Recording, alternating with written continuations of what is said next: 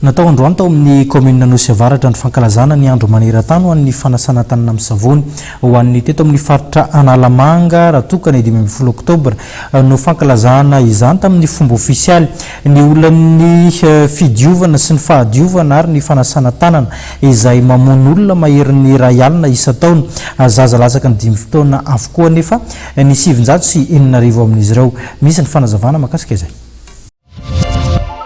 fankalazana ny fanasana tanana zany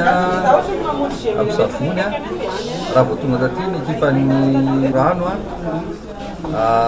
nanentana anay voalohany makasika an'io dia hitanay le sy tsapanay hoe tena zava-dehibe le tanjona izay tiany zareo atongavana dia alotrany zay dia nandray andraikitra zany raha teto amin'ny commune Nosy Avaratra fotsiny zao efa nanao fanentanana efa valopolo mahery zao ny varotra ranomasaka zay nanaovana fanentanana mahakasika an'le fanasana tanana ary teto amin'ny CEG teto fotsiny zao dia nikizy rehetrarehetra koa zao tamin'ny alatsinainy teo nanao ny fanasana tanana avy hatrany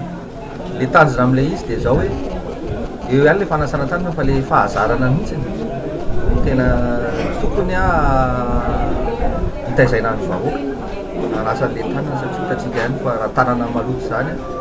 tena miteraka aretina maro samihafa zany rehefa miditra any anaty vava any na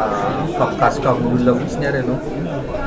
izy io zany niezaka ataonay zany zao amin'ny ty 17 sy 10 ty dia ametraka tetikolo zay anaovana fototra tsotra nefa ny tsy lafo apetraka isaky ny sekoly raiky amby roapolo zao neto amin'ny Zapina Nosy Avaratra dia ametrahana an'izany koa amin'ny CSP2 ametrahana an'izany koa amin'ny hôpitaly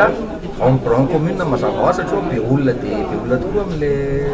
manao raharaha ao dia any amin'ny fokotany anankidimy zay aloha zany atreto